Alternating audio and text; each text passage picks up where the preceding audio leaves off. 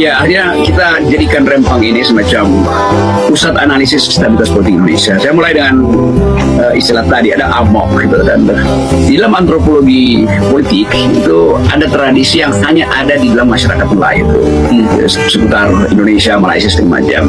Betul, para antropolog memberi nama itu emak, bahasa Indonesia emak, bahasa Indonesia amok gitu, yang ditafsirkan orang sebagai kemampuan masyarakat untuk tidak lagi peduli pada tatanan, karena memang dia udah sampai pada semacam pikiran bahwa to be or not to be, hancur atau bertahan, kan itu intinya kan. Dan itu bahkan sering kalau kita belajar sejarah linguistik, politik linguistik itu, amok itu jadi keterangan untuk membaca psikologi sosial satu masyarakat tuh.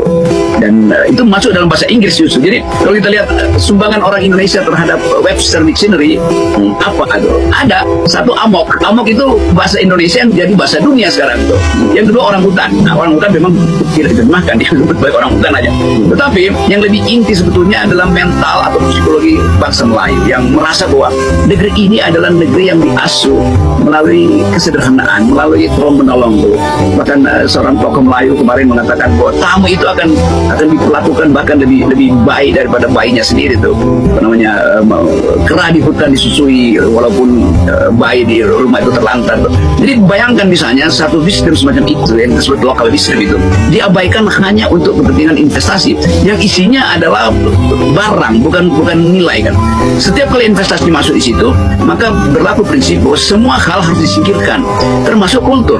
Saya membaca banyak dalam upaya untuk memperlihatkan bagaimana masyarakat Indonesia itu digiring menjadi economic society, masyarakat ekonomis. Padahal sebetulnya nggak boleh masyarakat itu dipatok berdasarkan prinsip-prinsip transaksi pasar.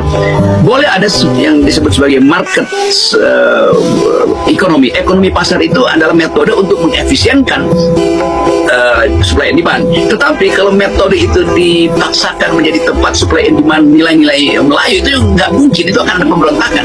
Karena Melayu tidak mengenal transaksi ekonomi pasar. Mereka mengenal value, mereka mengenal kebiasaan, mereka mengenal sapa menyapa, bantu membantu. Jadi ini yang mesti jadi latar belakang kultural untuk membukti kenapa rakyat Melayu itu ngamuk kemarin. Dan betul-betul itu dasar eksistensial mereka tuh. Walaupun mulai ada sinyal bahwa ya itu Melayu itu kan banyak kelompok di situ. Oh iya, organisasinya macam-macam tuh, seolah-olah ini organisasi tidak seutuhnya masyarakat Melayu. Ini juga provokasi mulai diadakan di situ. Tapi saya terangkan tadi secara psikologi atau antropologi politik bahwa kolam bersama itu sudah terbentuk, yaitu kolam nilai di kalangan masyarakat Melayu. Dan itu yang kemudian dijadikan hak bagi LSM untuk ikut bersama dengan gerakan masyarakat Melayu tuh. Nah, LSM masuk di situ. Sebentar lagi lawyer-lawyer yang nggak punya otak itu mesti bantu mereka tuh.